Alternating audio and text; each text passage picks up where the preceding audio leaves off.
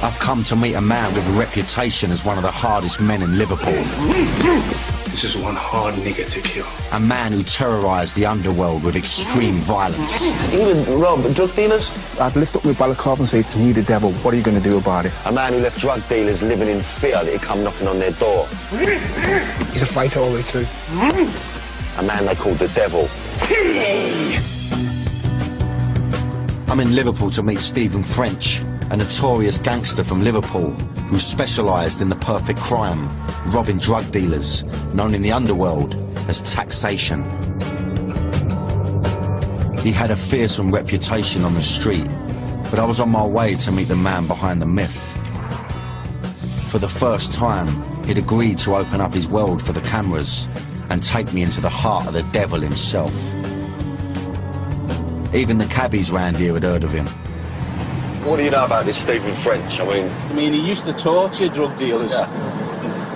And a lot of the drug dealers knew him as the devil.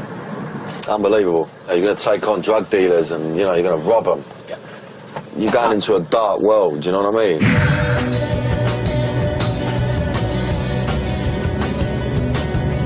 He's a reformed character now, isn't he? I just hope he's a fan of Cockneys, you know what I mean? Stephen had told me to take the ferry across the River Mersey and meet him at the pier. The only reason he had agreed to make this film with me was to promote his new anti-gun campaign, and I didn't know what to expect. Even though he's now reformed, in his heyday, he was one of the most dangerous men alive, and I was starting to feel nervous. Shit. Watch yourself.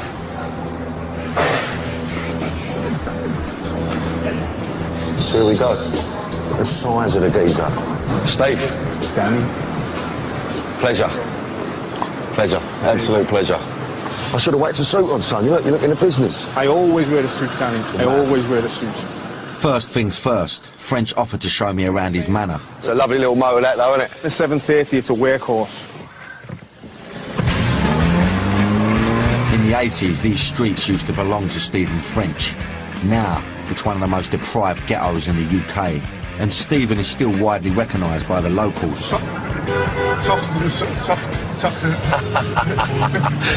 Lunatics. Some sort of mad megaphone in his motor shouting out. I don't even know them and they know me. But not everyone in Liverpool is so friendly to Stephen. I was about to find out that someone wanted to kill him. I'll take you to the park where a really serious incident happened to me. Okay. This was in November last year. This was the incident that I considered most serious. Okay. It was here in Sefton Park that French nearly met his end, when he found himself directly in the firing line. In November 2007, he was visiting a friend when he was targeted by a hit squad and chased into the park. I took off like a Kano, got into the park, right? And I see them close to the trees, I'm there, but then they've come. This is how I know that they were fucking serious individuals, Dan. They turned the lights on into the park, and then one of them's got out, and he's obviously got a handgun. The other one, but he's got a long coat on, right? And I've seen him flick his coat, so I know he's got a shotty, yeah? And I'm thinking, fuck me, I've got none. And there's a pond over there. Yeah.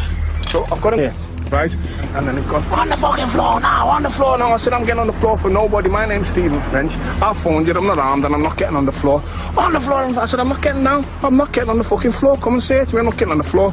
I survived that attempt. I've survived over 6 or 7 attempts on my life, but they was there to fucking whack me proper. Yeah.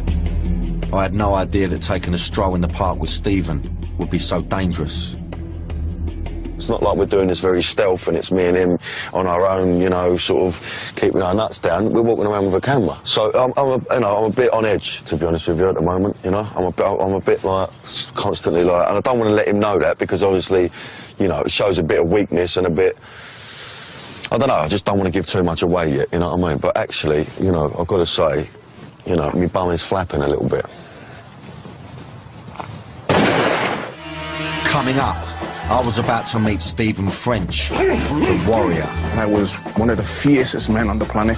If you cross me, you've got to feed me or you've got to kill me. And it's as simple as that. 245 pounds of prime blackmail.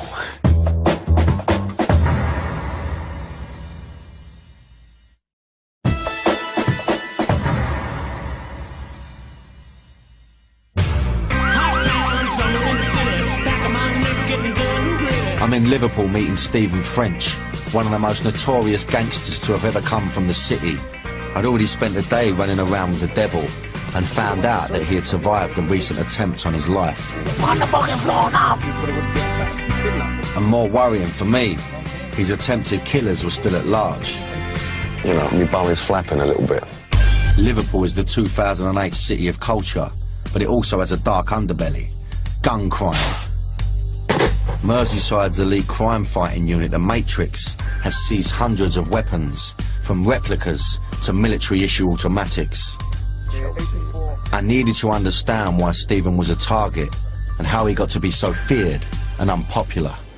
When I was a taxman and I was taxing people, yeah, it was a destitute time out there, right? And I was of the Malcolm X's school, by any means necessary. I wanted to build this reputation. I wanted to be known as a bad man. He'd steal off the kind of people who couldn't go to the police. Like, excuse me, I've just had 5 kilos of cocaine stolen off me and £320,000 of illegitimate money. You know, that shouldn't have in my wardrobe or under the bed. And good on him. Them people need to be fucking robbed.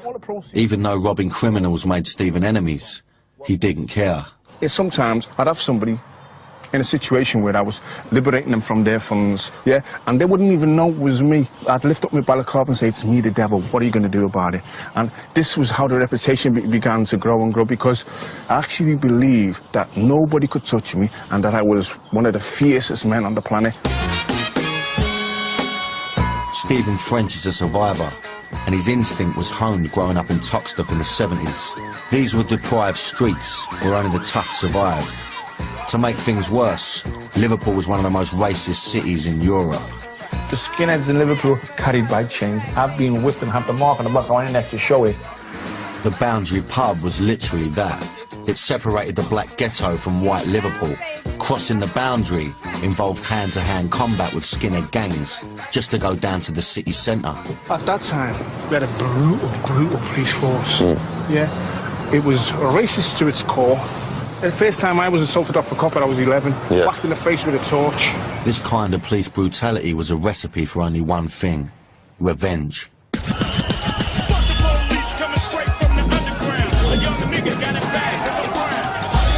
In 1981, it all kicked off with one of the UK's fiercest ever race riots. They came under a fusillade of bricks and stones and whatever. They'd arrested some kid over the bike. And that's what it was over, yeah? Just that? That was the spark, Dan. Yeah. Get me? It wasn't over that. This so as a build-up, it was... The tensions they've been building for years. A police van drove past, and a guy shouted out the window, "You black bastard." Where's the sense in that? This tension exploded in 9 days of sustained violence against the police, and Stephen was right in the thick of it. I think Stephen, his persona, his personality, built basically around the TOXTETH riots. My own personal involvement in the riots was as a frontline warrior. Yeah, because I was this close to the police officers, and I was just, it was the release and the letting go of the frustration and the tension to force the police all the way down to here. They'd never experienced that kind of ferocity because everything was on fire. I can remember picking up a bin lid, picking up a stick and starting to move forward, but rhythmically banging the floor. And everybody followed suit, right? It was like the Zulus. I've never felt a feeling of power like that. Or to see these it's like a massive release, isn't it? You know what I mean? See the enemy on the run, and they got slaughtered. One civilian was killed, and 468 policemen were left injured. 500 people were arrested, and 70 buildings burnt to the ground. We broke the mould of not being able to come out of our community and not being able to go to town. And that night, over those few days, the fort was surely taken off and rammed up the... and it was... Man, Dan, the feeling was fantastic. Better than sex. In the aftermath of the riots, as the city nursed its wounds, Stephen was reborn. I can remember raising my head to the sky and letting out a primeval roar of victory. French wanted to show me where the front line of the riots were on Upper Parliament Street, but he was feeling uneasy about all the attention we were getting. Camera draws attention. Yeah. Don't want to get, you know, use the professionals, don't want to get you drawn into my shit. So we'll be quick, in and out. Yeah. Okay. Good boy. All right. Good man. Okay. After only a few minutes, French pulls the plug, He feels that he's putting himself and me in unnecessary danger. Later on, I found out that he had every reason to be on guard. Someone had tried to kill Stephen in broad daylight only 4 weeks ago. We hopped back in the motor so he could show me where it happened. This is where I was shot at 4 weeks ago. You shot up here? Yeah, it's just... Yeah. And there's 4 or 5 of them standing here, but they see me coming, and they've got it into the mind that I'm coming back for them, Dan. Oh, okay. Like, that I've seen one day, but he's seeing me, and he's kind of running over that way, running away from me. But as he's running, he's popping shots. Now, this is a 730. He's in the space there. Yeah. This is a 730 BMW. It's a massive car. Yeah. So earnest was his effort that not even a bullet touched the car. There were 5 shots fired in total. One of them ended up in a house across the street. The family who live here refused to go on camera. It was clear to me that this is a community in the grip of fear. The shooting was in the middle of the day, but like many crimes in Liverpool, there are no witnesses. There are people who've still got a grudge against Stephen, and because they don't like him speaking out against the gangs which are coming up who are armed with guns. They don't like his anti-gun stance. You obviously can't fight fire with fire like that, but how do you confront that? I mean, how do you deal with that? My hands are tied in terms of I can't retaliate in kind, right? Because look, I hope I bump into one of them in the supermarket and I'll spank them like I'm the daddy. You understand, right? Yeah. I'll give them a hell of a kicking, right? Yeah. But I don't want to shoot anybody. I don't want to kill anybody. They're jokers. They can't even hit a barn door. Yeah. I was feeling very uneasy. Stephen clearly had lots of enemies, but I was shocked that someone had tried to take him out so recently. That freaked me out. I knew it was going to be a bit ropey filming in Liverpool, Cockney running about with a camera, but when we was with him I thought we're safe, but actually there was still a lot to learn about the geezer. The next day I was invited down to the gym to find out how Stephen had become such a potent force in the underworld. The mighty Bruce Lee.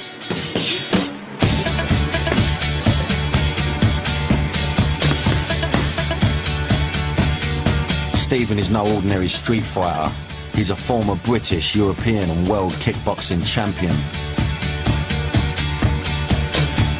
Martial arts instilled in Stephen the Japanese warrior code of Bushido, which he would obey throughout his life.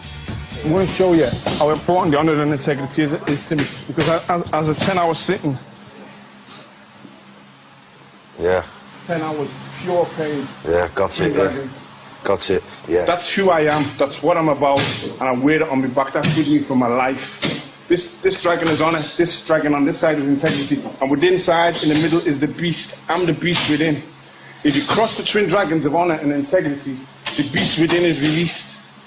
Yeah. And once the beast is released, the only way you can put him back in his cage is to sate him, which is to feed him, or to slay him, which is to kill him. And that's the way I live my life. If you cross me, you've got to feed me, or you've got to kill me. And it's as simple as that. Mad way to live your life, you know what I mean? No, it's a code, man. It's a discipline and it's something that you live by. It's a code. And if you die by that code, or you live by that code, you can say that you've remained true to something in your life. The person responsible for teaching Stephen this code was to become the most influential figure in his life. Sensei Ronnie Colwell, legendary founding father of British karate. He's my sensei, my mentor, my guide, and my wife father. All these people who are angry and frustrated, no opportunities, no education, you know, no motivation, fighting against the system. And this one man could walk in the room, they'd all just stand there in attention. He might not look hard, but if he wanted to, Sensei Colwell could probably kill you with his bare hands. He's an 8th dan karate Shotokan, 5th dan jiu-jitsu, 9th dan aikido. He teaches SAS, special forces, military, still to this day. I remember saying to him, look, you've got something. Inside of you, there's something very special.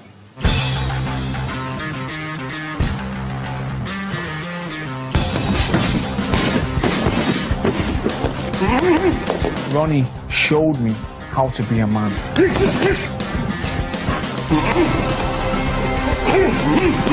His effect on me was profound. From a small gym in the ghetto, Ronnie Colwell transformed Stephen and 7 others into world champions. Their bright red tracksuits were revered around the world. I wasn't about to cross Stephen's twin dragons of honour and integrity. Imagining the devil in his prime being unleashed was a frightening thought. I felt sorry for anyone who had crossed him in the past. Making these films become a whole new thing for me, you know what I mean? It's not about bravado and giving it the big one and, you know, I'm the toughest man in Liverpool. I ain't really been a sense of that. I feel I've learnt something about him, but at the same time I know absolutely nothing about him, and I still don't know, you know, whether he's liable to do the switch at any point. The skills French learnt in the ring, he soon put into practice on the street. He was part of a new generation of criminal, young, black and angry. In 1986, he teamed up with his best pal, Andrew John, to take over the doors here at the Grafton, one of the most notorious clubs in Liverpool. They directly challenged the white Liverpool mafia, who controlled the lucrative drugs trade. At the time we did that, right, it was when me, Andrew and myself were feeding off each other and we were at the height of our physical powers. We believed we were invincible. If French had a hard reputation, Andrew Johns was even tougher. Together, Stephen and AJ were an unstoppable team, blood brothers, karate champions and partners in crime. It was a dangerous chemistry, yeah, because we could walk into a room and we could walk into a club and empty a club. All the time. Andrew John's brothers remember some of his battles, which are the stuff of urban legend. 9 doormen pulling out koshers and baseball bats and just went through them like paper. And the people on the till and the bar and all that all shit themselves. At the time, some nightclubs were whites only, but not for long. We went to the club. We rendered about 4 or 5 of the doormen unconscious and let all the black youths in. I said yeah! I said yeah! You've got a no nigger policy, yeah, right? And I used that word because that was the word we used then. Yeah. Cuffed them, went inside, ordered champagne, drank the champagne, let the black lads in and told them that they couldn't do that. Your black pals were at the bar drinking champagne. How does that make you feel? In control of my own life, in control of my own destiny, and that nobody could fuck with us. Yeah. Backing up Stephen on the door was a crew of world champion fighters. We were a phenomenal crew. We were a scary crew, and we took no shit. Yeah. And what you've got to remember is that this was a colour bar club. Yeah. Right? Before he could tell me more, we're suddenly interrupted by someone from inside the Grafton. All right, pal. So, no one's give you any permission to this filming? How you doing, mate? Yeah, we're just filming it outside here, though. Huh? We're finished now, we're going on. Yeah, we're done now, mate, yeah. Okay. What it is that I was working in the 80s. Yeah, I know you are, Steve. Okay, and it was just... Once again, it looks like Stephen's reputation precedes him, and we're moved on. Let's have it, come on. I really wanted to hit him. I was thinking, I'm going to cuff this, right? But as always, I have to suppress those urges. I haven't mellowed, because the fire still rages inside. The beast is still there. I was getting a glimpse of the beast that lurked inside Stephen French's psyche. I'd heard so many rumours about him, I didn't know what to believe. We stopped off at Stephen's favourite restaurant for a spot of lunch, and I asked him what he thought about the reputation he had in Liverpool. The people that you're talking to only know Stephen French, the warrior. They don't know Stephen French, the friend. They don't know him, the brother. They don't know him, the son, and they don't know him as the father. Because they're other facets, they just know me with my war face on. And the reason why I'm such a formidable foe, death doesn't hold any fear for me. Coming up, I get up close and personal with the devil. I'll put it on you now, Dan, you're gone. Yeah, that's freaked me out a little bit. That's done me. I feel a bit sick. As Stephen reveals for the first time how a taxation works. You just jam their eye and just, you know, give them some sharp pain.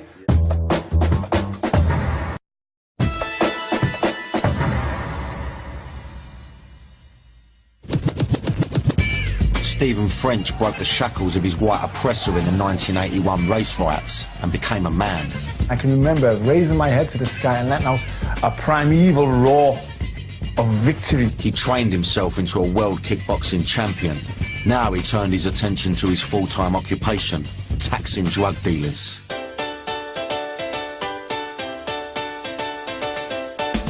A new drug hit the streets in the mid-80s that would change the face of the underworld forever, and allegedly make Stephen French a mint. I could phone someone now and order a kilo of crack for 30 grand. I wouldn't have to touch it. I'd give it to 10 people to sell for me. I'd make £15,000 and then pay back. It's easy. It's too easy. But more drug dealers meant only one thing to Stephen: more business. At his peak, he was rumoured to be taxing a dealer a week, earning hundreds of thousands of pounds for just a few hours' work.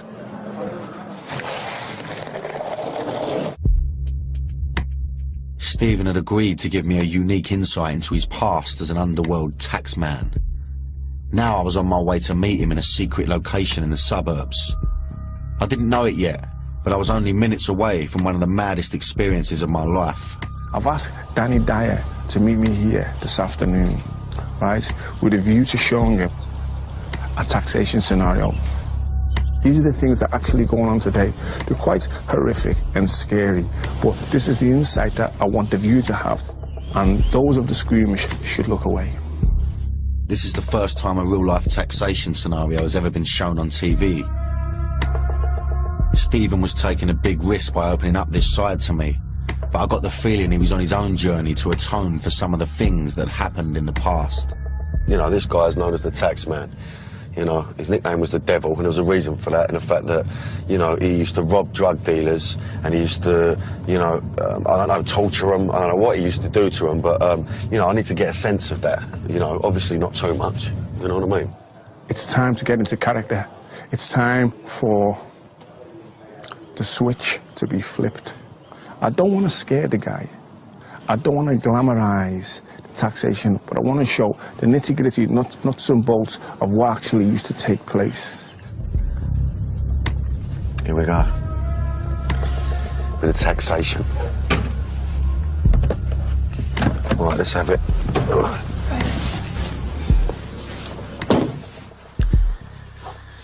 So the door's already open, so it's like, okay, sweet, let's go in.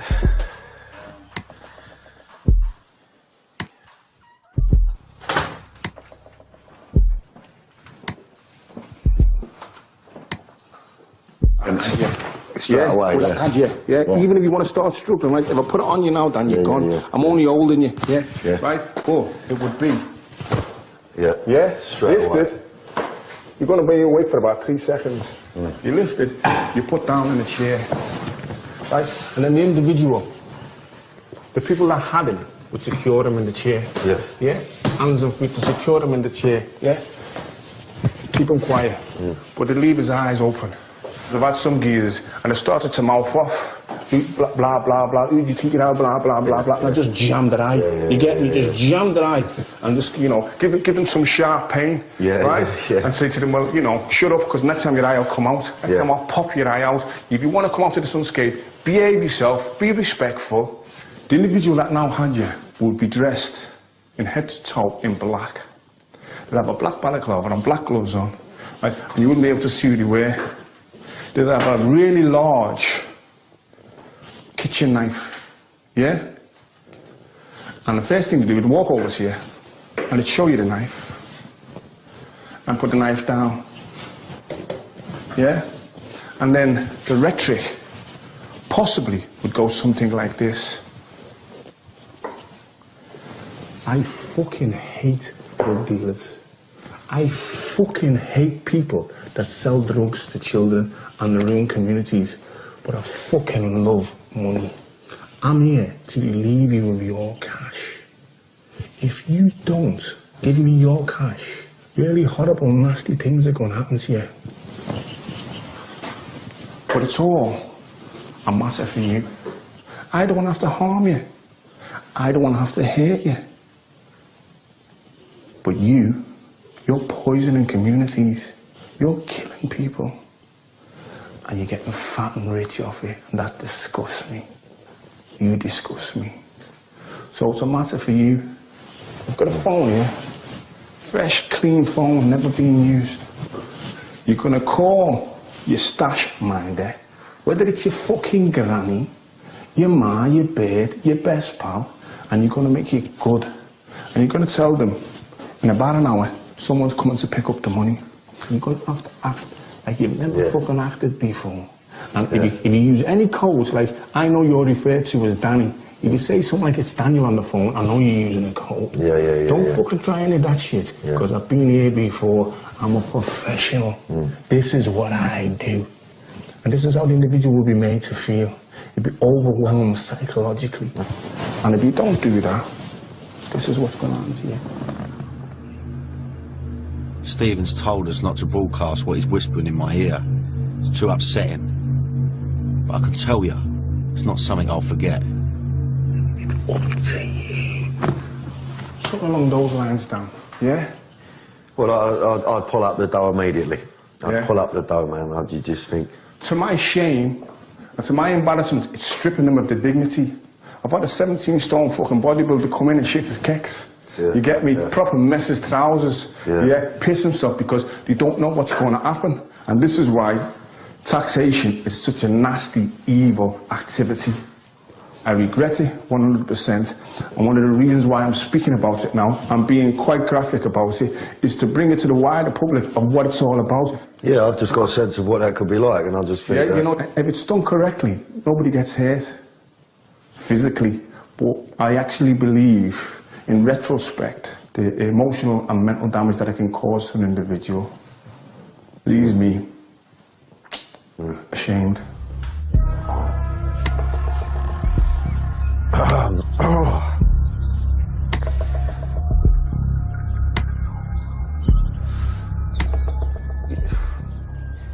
mean, it's hard to feel sorry for a smack dealer, do you know what I mean? But you would think, you know, that is the worst case scenario. I don't see how you come back from that. I can't really understand how anyone wouldn't pull up the dough or wouldn't do as they're told, do you know what I mean? That's freaked me out a little bit. That's done me. I feel a bit sick. I feel like I'm going to chuck my breakfast up.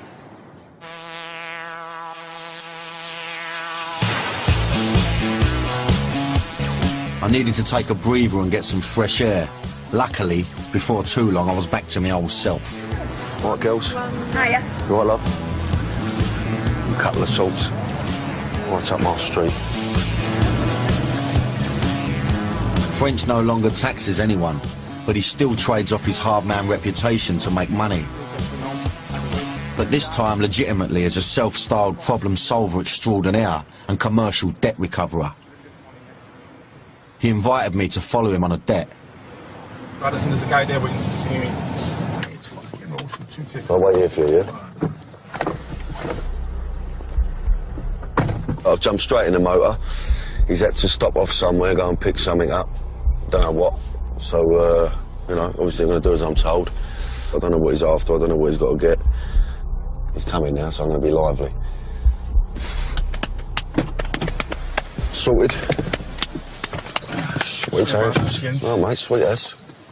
It's only taken minutes, but Stephen's just picked up 10 grand. That was something, 10 grand for a Friday afternoon away. Sweet as.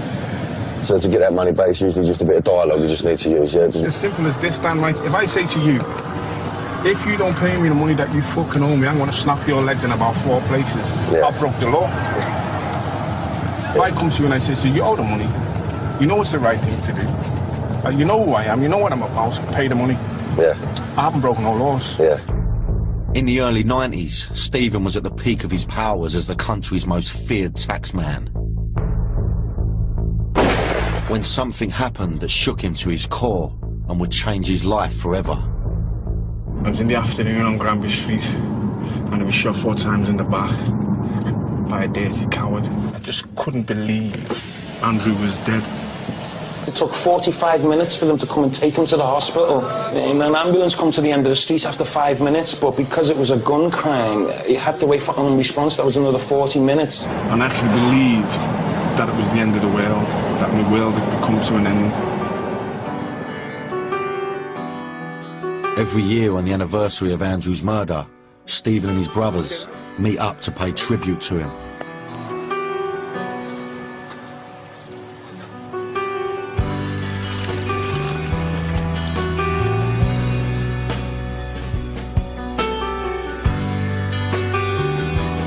Oh, by the way, they're trying to get me to link up with you a little bit sooner than I'm ready.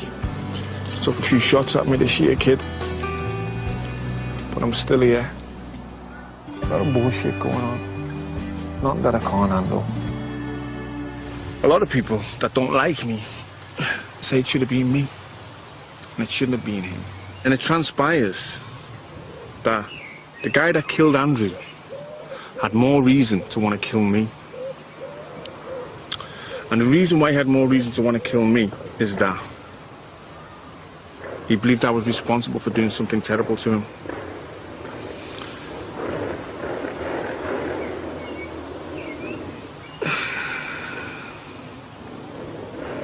We can listen to as many conspiracy theories as possible. It's not going to bring my brother back. So at the end of the day,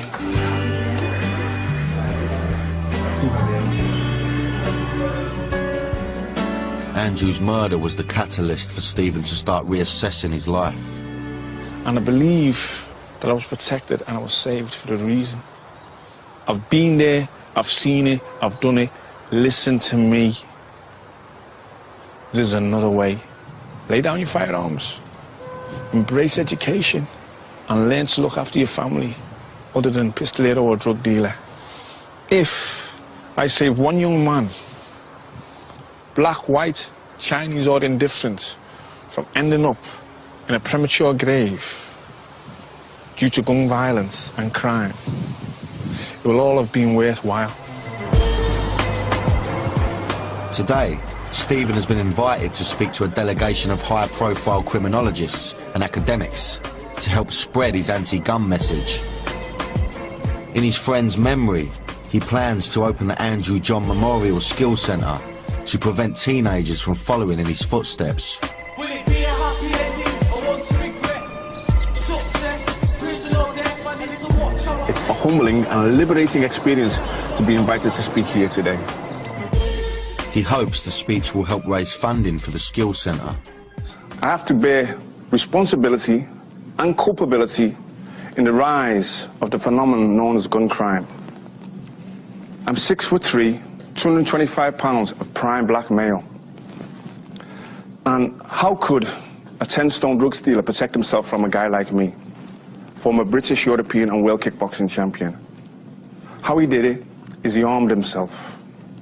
1994, my daughter was born, and I had an epiphany. I knew I had to turn my life around. My options were success, death, or jail. Me personally, I want to show them the way to success. I want to show them the road to success. Success as a bricklayer, success as a plumber, success as a carpenter.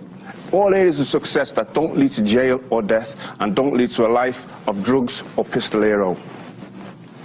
This is done to shock and horrify, yeah? This is a t-shirt that several young men had made, that I've made an attempt on my life because I'm standing up to be counted and giving an anti-gun message. R.I.P. Stephen French. Such is my determination, I've changed R.I.P. to really increase the peace. Thank you very much for this time and effort. That was nerve-wracking. Even the fact that he's trying to change is an achievement, because when you've been knees deep in high-level organised crime for 20 years, it's really difficult to turn your back on it. With a young family and extra responsibility, Stephen was determined to turn over a new leaf. But going straight was going to be the hardest thing Stephen French has ever done. Coming up, Stephen ups the ante. Every ounce of my warrior being called out to attack. And I'll come face to face with his enemies. Stephen French is a grass. He's a pussy.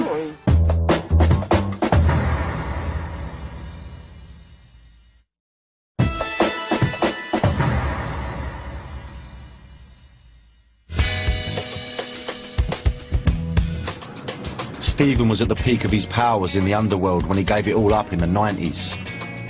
The death of his blood brother and partner in crime, Andrew John, had a dramatic impact on his life. And I actually believed that it was the end of the world. He moved out of TOXTETH and now lives across the river in leafy suburbia, where he runs a successful property portfolio and debt recovery business. I wanted to get to the bottom of why Stephen had been shot at recently, so he invited me to his house to show me around.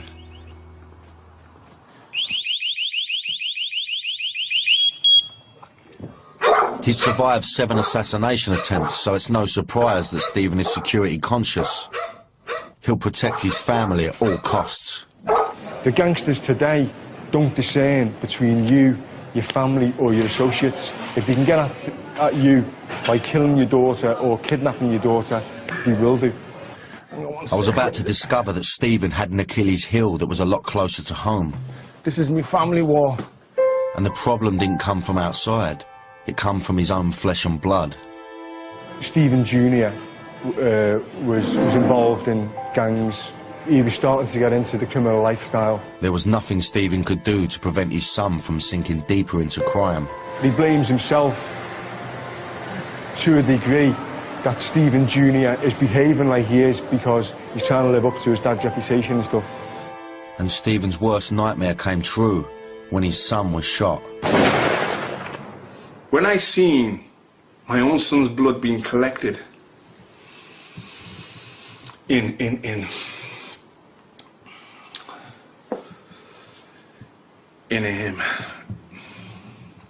a container,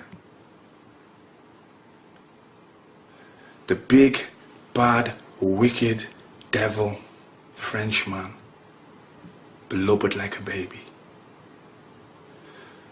The tears were uncontrollable. My Stephen said to me, Dad, don't cry, I'm okay, I'm fine. Because he resented the fact that I was broken. Every ounce of my fiber, every ounce of my warrior being called out to attack and wreak havoc. That's what my heart told me. The demon that I can summon on in an instant was rattling the cage, man, rattling the cage. And I had to control that demon. I had to control that demon. Since the shooting, Stephen Jr. has left Liverpool to successfully rebuild his life, but his dad is still dealing with the fallout. Stephen's enemies have gone to great lengths to assassinate his character, even tagging the walls with graffiti, accusing him of being a police informer. Being called the grass is like someone calling you a paedophile, and then once that label's put on you, you're fair game to be shot. This home footage shows just what he thinks of the person responsible.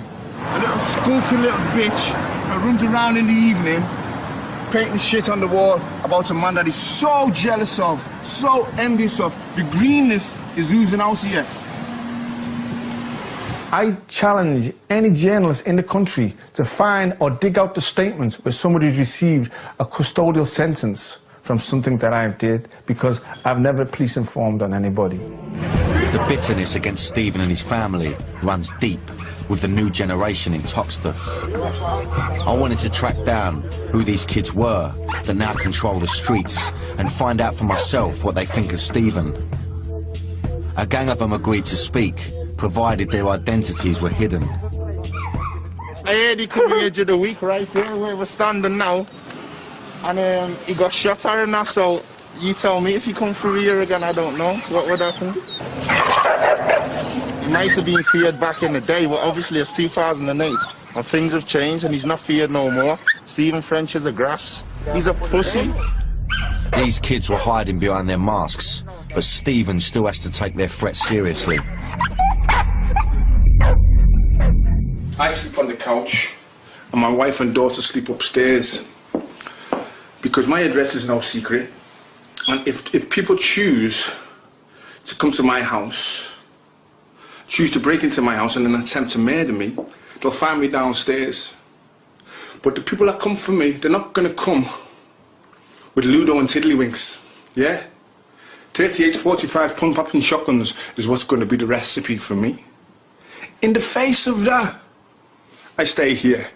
In the face of that, as a black Englishman, I'm entitled to defend my castle. And this is a phrase I use for only trusted family and friends. This is one hard nigger to kill. This is one hard nigger to kill. Even though Stephen forgives those people who want to kill him, he still has to control his natural instinct to fight back.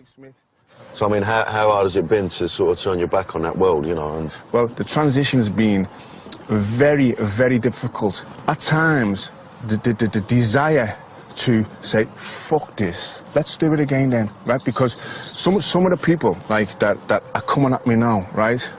They're like Jack Russells snapping at the heels of a Rottweiler. Do you get me? That if I wanted to, I could shake them. Yeah. If I wanted to, I could turn their lives upside down. If I wanted to, I could make them have nightmares about me. I could make them see me in a dream, because the fire, the will to crush your enemies is still there. But I'm a different person. I have to lead by example. I don't want to be murdered. I don't want to die a violent death. But if that's my lot, so be it. You understand? Because someone has to take a stand, someone has to stand up, and we have to start somewhere to start to readjust the balance of what's going on. Stephen French helped break the stranglehold of racism in the 80s with his bare fists and should be a hero in the community. Instead, because of his anti-gun campaign, he's hated by a new generation of gangsters. He's put his life on the line for something that he believes in, and there's no greater honour than that. You cannot stop him in any of the conventional terms. I know in my heart, in my mind, and in my soul, in my kukuru, my inner heart, what type of man I am. I choose to stay here and campaign against guns and do what I'm doing because I'm giving something back. In today's gang wars, the rules of engagement have changed radically since Stephen's day. I've learnt that teenage gangs fear no one, and they'll shoot you to prove it. Stephen is nearly 50 years old, but he's lost none of his will to fight. He's going to the ultimate lengths to battle gun crime by putting his own life on the line. I'm just glad I met Stephen now, and not in his day, when he was one of Britain's deadliest men.